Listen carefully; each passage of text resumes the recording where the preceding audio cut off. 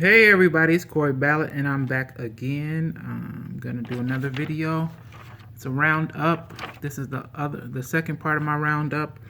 My other video ran too long, so I'm gonna do this How So Far Gone Changed the Rap Game in this video right here. So go ahead and subscribe to the channel, like the video, comment on the video, share the video on other platforms, visit my other platforms, and also visit my blog, corysong.blogspot.com.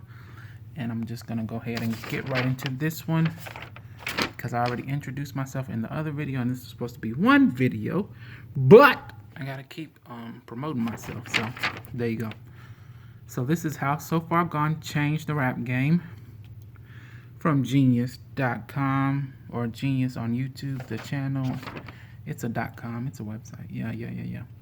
From Genius News. Okay, so to summarize this was just talking about Drake's mixtape called So Far Gone, which was considered his breakthrough in the music industry and how he became known in the music industry as a rapper. Before this, he was known as an actor. He was on the teen show Degrassi from Noggin, right? And then he became a rapper. He wanted to be a rapper. He started making music on his own mixtape. I'm basically summarizing what happened. So yeah, he was on Degrassi. He wanted to rap. He was writing and rapping, and he started doing mixtapes in about 2006. They said he released Room for Improvement, and he released Comeback Season in 2007. And he was still on Degrassi, and he wanted to be a rapper. And he got in trouble with Degrassi. He got fired from Degrassi because he was like choosing rap, I guess, or it was conflicting with his schedule on the show. So they had ended up firing him.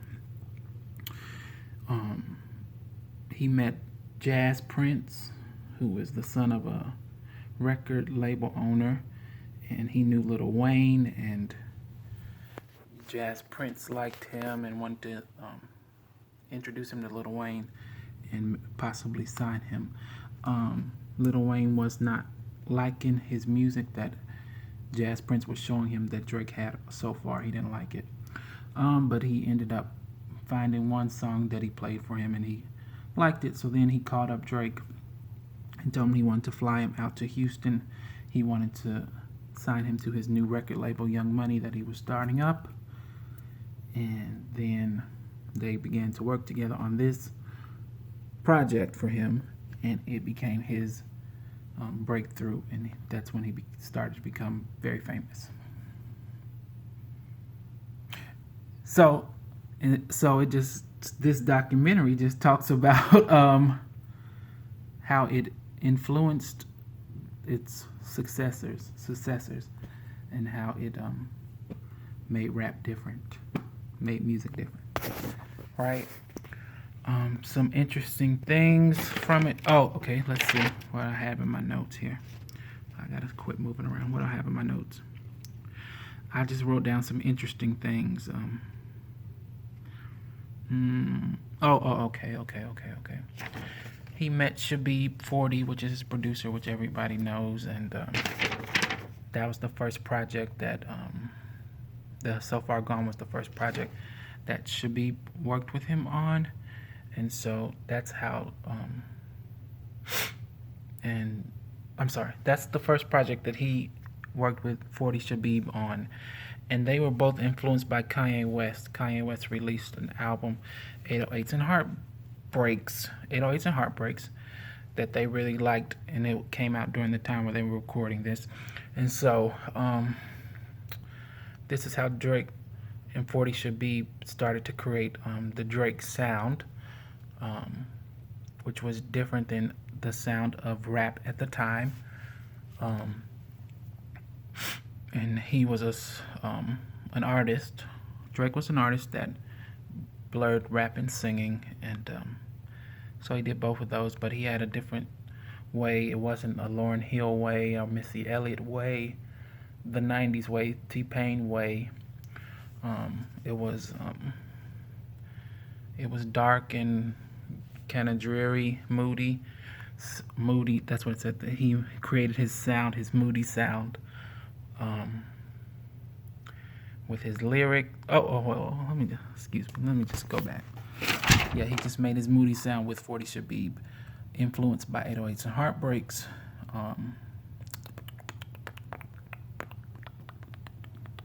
So some interesting things that I discovered from this was that OVO, I never knew what that OVO meant, had a meaning, but Drake had a blog before this album, this mixtape, So Far Gone, came out, OVO, and he had put up all his music on there and shared it with his fans, basically what you do on a blog.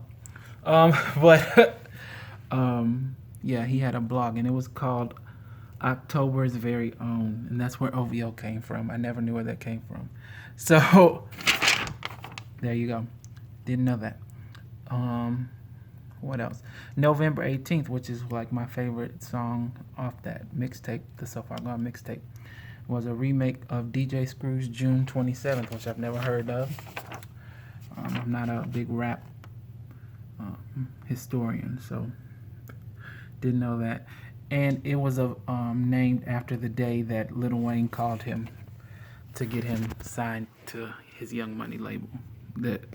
So that was interesting, and didn't know that. And how did it change music? The ways that it changed music. They said it changed the perception of a mixtape.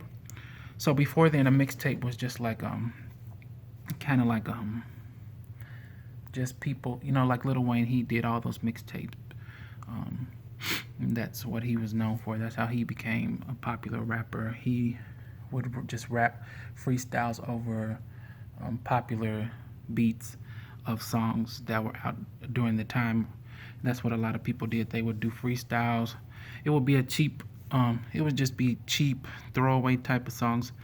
You would use freestyles. You wouldn't plan them out. There wouldn't be structured songs for radio or anything like that. Just kind of you just getting stuff out and putting yourself out in the streets, like in the public, so you could have something out so people could talk about it and, oh, did you hear what he said, or whatever, freestyles. But Drake's So Far Gone was a little bit different. It was kind of an album. It was pretty much an album, but it was just it wasn't an album that you sold. It was just to show that he was a viable artist, that he was it showed all his talents, what he could do as an artist, and that he could make an album. But it was just for free because he wasn't being respected for his craft as a rapper and a singer and a music artist. He was basically just seen as a child star, and that mixtape allowed him to do that by making it very exceptional, and other people would follow in that blueprint. What else did he do? He rapped and sang, which, like I just said in the other video, T-Pain did as well. It's just something that people have been doing in the 2000s. They just continue to do it. It just continued to grow and change. And he had very honest lyrics, very sincere lyrics, very vulnerable lyrics, which was not something in rap. In rap you have to be not emotional. That's what rap used to be. You weren't emotional. You were violent. You were a lawbreaker. You were a woman misuser, and that was what was acceptable in rap. But Drake was talking about his heartbreak and feelings and sadness and confusion and all that stuff. So he brought that to rap, and he was able to transition from an actor to a singer or a rapper or a music artist, which is something people don't do. Sometimes people transition from music into acting. Ice Cube, Queen Latifah, Will Smith. But they don't do it the other way around, and he did that. So those were the things that I learned from that miniature documentary. And there you go. Those are the three miniature documentaries that I watched today on Genius. The Lasting Impact of Soulja Boy, The Impact of T-Pain, and this one is How So Far Gone Changed the Rap Game. There you go. All right, I'll see you guys later. Thanks for watching.